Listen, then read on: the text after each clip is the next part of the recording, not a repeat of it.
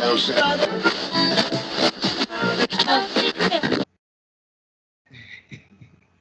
hello, hello. We're coming back at you, Generation X. Generation Y. Millennials. And actually, I am Generation Y extended. I checked. Yeah, we're millennials. Extended gap, right? Yeah.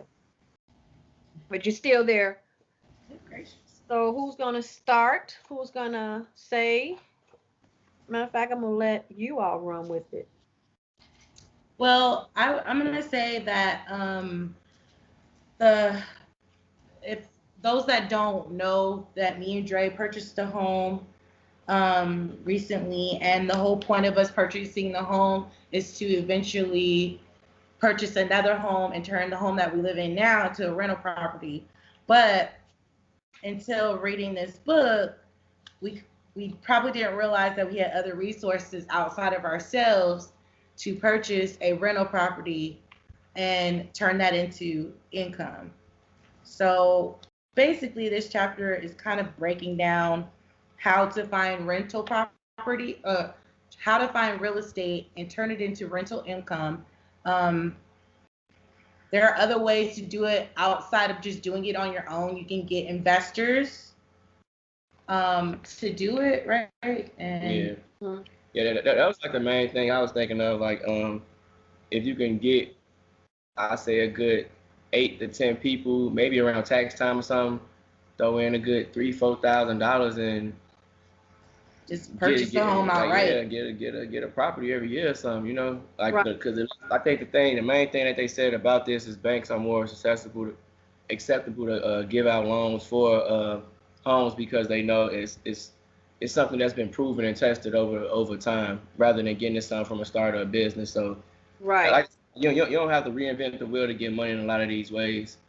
I guess we'll talk about that more in the next chapter as well. Yeah, because I like how it said, don't get caught up in your own selfishness trying to do it on your own. A lot of Yeah. people try to do it on their own. Okay, if you start now, go ahead. If you're just a 10% investor, that's something that's 10% versus 0% investor doing that type of movement. Right. So I like that part. It's just with me, it's just finding people who are on that same chapter. I ain't gonna say the same page, but in that same chapter to want to make that type of movement and understanding you can get a trust to save the money. You can put things together. And I guess that's a wonderful thing about you all have you all's friend there who knows about it. And I know Doneva also knows about how to put plans together for investment property. So how do you get different type of investment? But it's also trying to find people who want to come in, I guess. Yeah, that's the thing about it. Like, another thing is when you do get a loan, like a lot of people don't understand, like the bank just owns your house. So to get multiple friends to get on page and then buy the house outright, y'all all own the property versus the bank owning the property and you paying interest on your loan, which Right. is basically more money out of your pocket. So it's But also like when we were playing Cash Flow 101, Dre Lavelle, and it's hitting that same level. Remember, you was taking the economics class. I don't know if you remember taking the economics class, and we were talking about the investment property in as well. Do you remember? It was about 10 years ago. You don't remember? Longer than that ago. It's been longer than that. Yeah, I'm old now, Mom. I'm old. Oh, no. Yeah. It's like one thing that especially in this day and age, in the year 2019, there's so many tools as well that help with rental properties without going to a bank. Like there's Reddit.com where there is a lot of people that are ready to just put their money into something for a return, and rental properties is basically almost a 100% return. Like yeah. everyone needs somewhere to live at, so you're gonna always have renters. Because when I used to talk to with Bradley, he has a few rental properties, and Cheryl has a few rental properties as well. The only thing that I know when Bradley was going through it, he hated about being a property manager because people didn't want to pay their rent. They didn't want things would end up breaking and everything. So even hiring a property manager to take that headache away if you're busy, but that's also another chunk of money that Right. you're not making. So you have to weigh which way you want to go. And that Um, Go ahead. Go ahead.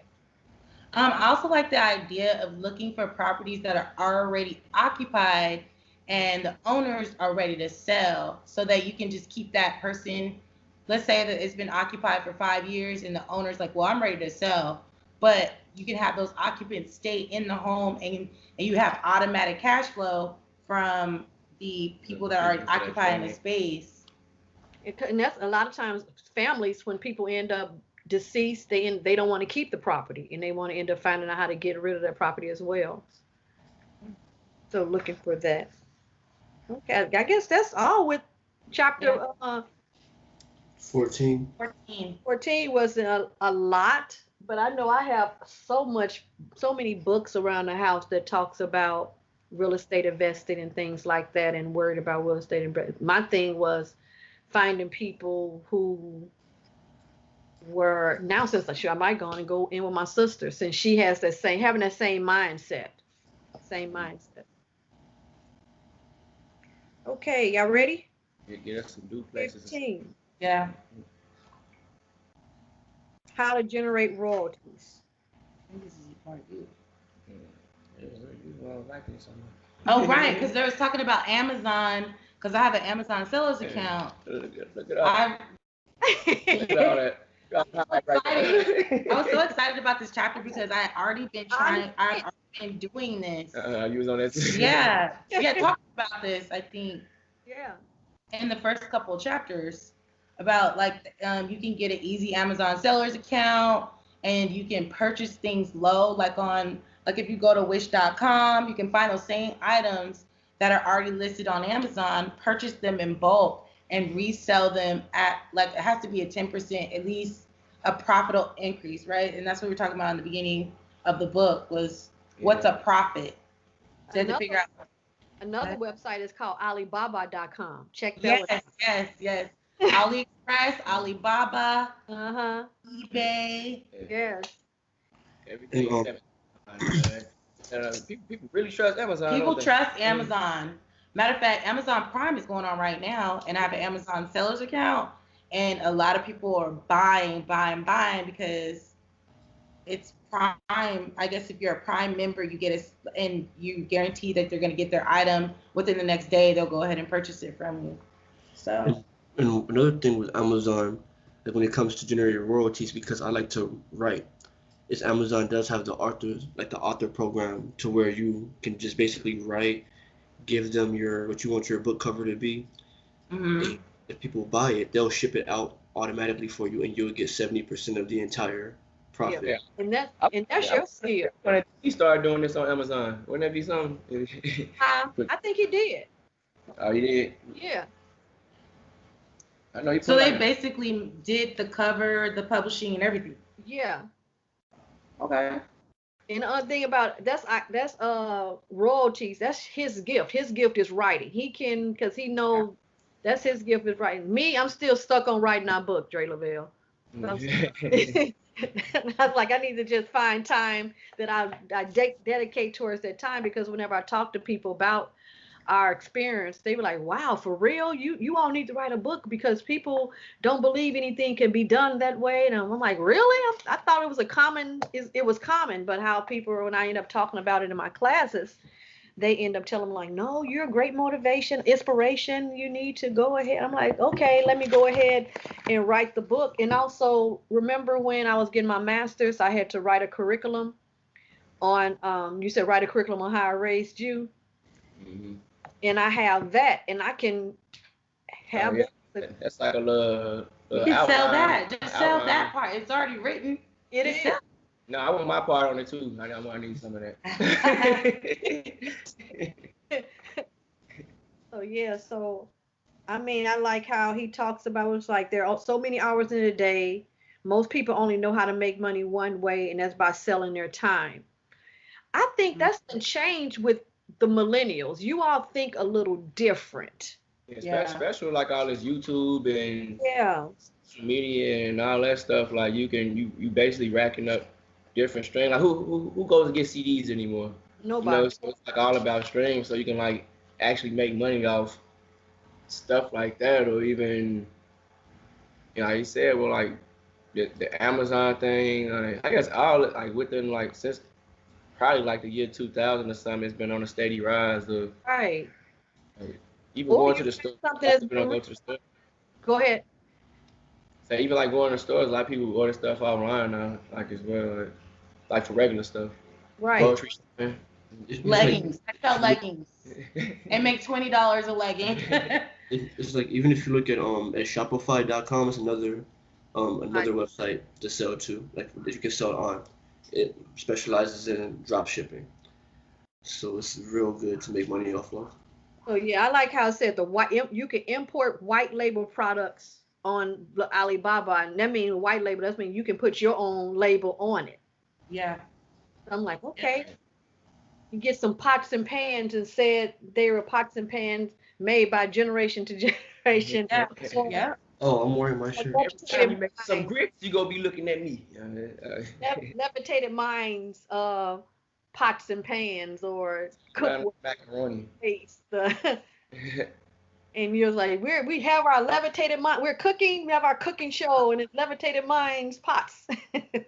Look it up. Have you seen where they had a gourmet bologna sandwich? Like I don't know if you see, like I got one of them cooking shows. It's like okay, so you put the bologna there and they fry. Well, she fried the fried bologna, bologna sandwiches. Like, yeah, it was fried bologna. That's what what we used to do growing up. That's the post. Everybody did that. Go You gourmet. make it to a bologna sandwich gourmet with the the red struggle. strip around it. Go have some syrup sandwiches on there next, gotcha. Applesauce sandwiches. That would be a good show. That would be a good YouTube channel. Let's show you all the different things, the syrup sandwiches, the bologna. Yo, that's a good idea, you all. That is. Don't tell people your ideas. And speaking about YouTube, 10 seconds. Let's do a YouTube show on ghetto cooking. Ghetto cooking, yes. How to get by. Yep. Look, like, how to get by while you're in college. You get the ramen noodles and know how to put all the stuff together. Hey, remember that time Chop we made some hot that dogs up in gumbo? them. We just found everything in the fridge that it was good. It was good. We could never remake it again though. Like, it was that one time. Like, we had nothing. We have nothing. Like, put some of this sauce up in there too, man. This sauce was sitting over there for a minute. Chop some sausages up in there. And like speaking about YouTube, since we're on how to generate royalties, it is a great way to generate royalties. So anyone that watches this, subscribe to my YouTube channel at Royalty V1. Just saying. Nice plug. Like I put the royalties into the royalties. I was right. I'll make sure I put that YouTube channel on there. But what it says here is, for example, you create YouTube video products. So we're doing what he's talking about here for the book anyway. Helping him generate money. Yeah. We should be getting paid for this. Right. Well, we're in the video. It'll come back. It'll come back. What Commission Junction? Have you all been over to that website yet? It's a pretty good website. Commission Junction. It's on page 168. And it's the website you can go to and find out how you can be an affiliate and go and find out how much money you can make on being an affiliate and stuff like that. And commission off of that. Oh, here we go.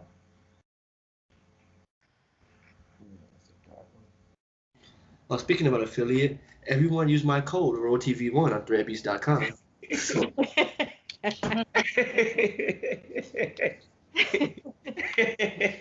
I'm not ready to plug my Amazon page. I gotta work on my Amazon page. I'll plug that in the next video though.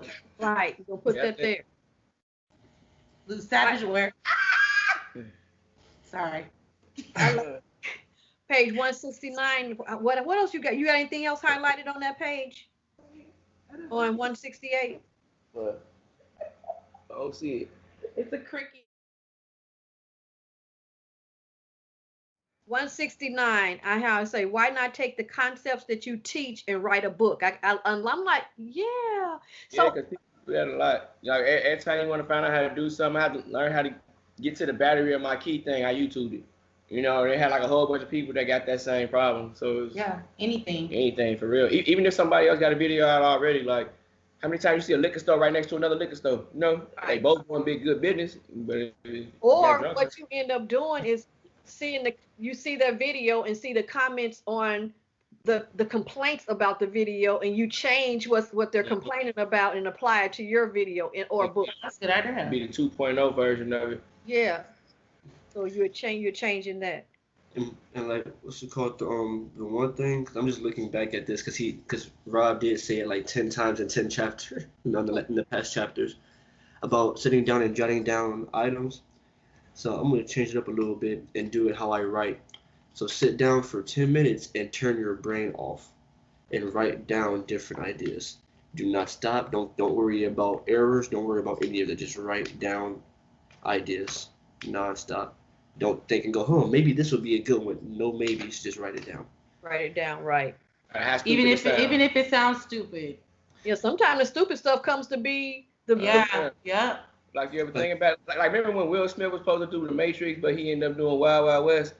He was like, yeah, you take this pill, that's the real world, but it's not really the real world. You take this pill to go there, and we want that guy to be you. You over there looking like, what? Nah, you know what? And now look at The Matrix. Until it actually come out, yeah. I mean, it sounds good now, but like if somebody was just telling you about that. Explaining it to you, it's hard to understand. Because what I've noticed, because I teach innovation and technology, 5 years ago, it was a course that was, one of my students had an idea to go and you scan your body. And by scanning your body, you got your measurements, just same scanners that you have inside the airport. I just saw a commercial on television that they're talking about companies who are doing that, and they scan your body, but it's for underwear, for the underwear that you wear. I'm like, see, my student should have jumped. Should have jumped on it. Somebody said it was stupid. That's why you don't tell people your ideas, because somebody else is stupid. I need 100 stupids before I go down. Yeah. So you have to be selective of who you tell what to, because people can, if they have the resources, can run and make it happen. Right. Or if it's so stupid, that's when you really run with it, because most of the stuff people say stupid, the more stupid people say it is, that's when you're supposed to do it. I want to add in one of the laws, the 48 laws of power, when it comes to an idea, is that if there is somebody that is willing to put in all the work of your idea, I will let them do it. Like, it's my idea, but if you want to go ahead and expedite all of the, the legwork on it, all right, cool, yeah, I'm gonna need you to do that. Go ahead and do that. Right. But I know that's a whole nother book, and right. We could do that one. That'd be another 4 more chapters. We got to figure out what's our next book. What do you say? Amazon in just 48 hours, you can have a formatted, uploaded book. So right there, and that's your royalties. You have a book that's selling. That's that mailbox money coming in, because you're like, oh, someone bought a book. Oh, wow, somebody else bought a book. So more of a, I need to jump on their book. It's like writing something, like a title that is going to catch someone's attention, especially if you're not doing self-promotion. Like Secure the Bag, if he was to just release it and say Secure the Bag, book about financial planning, and put it on there without telling anybody, eventually someone would have crossed it and said, financial planning, Secure the Bag. But I think this book, it really hit on Secure the Bag because it came with Nipsey. It came around a lot of things that started happening. It became a buzzword. Isn't a rap out there called Secure the Bag? Get the bag. I mean, people been saying. It's a lot of sayings. It's I want to say Remy Ma talks about securing the bag all the time in all her interviews. Okay. I mean, the term probably been out for a good 10 years. Always secure the bag. Anytime we have conversations, we talk about secure the bag. You get the bag in front of it, I get the bag. It's a. So it's a buzzword anyway. So like, it's a book called Secure the Bag. Let me see what they're talking about. Yeah. And it don't say nothing like finance. Yeah. Okay. What else? DVD programs. I mean, he got a lot of ideas that's on here. Mm-hmm. And I already talked about it. The thing that I really want you to take away from this lesson is to start moving away from selling your time as a service and start creating products that you can earn recurring revenue from. And I on here I said my 11-week course that I created. I have that on there. So I'm like, okay, go ahead.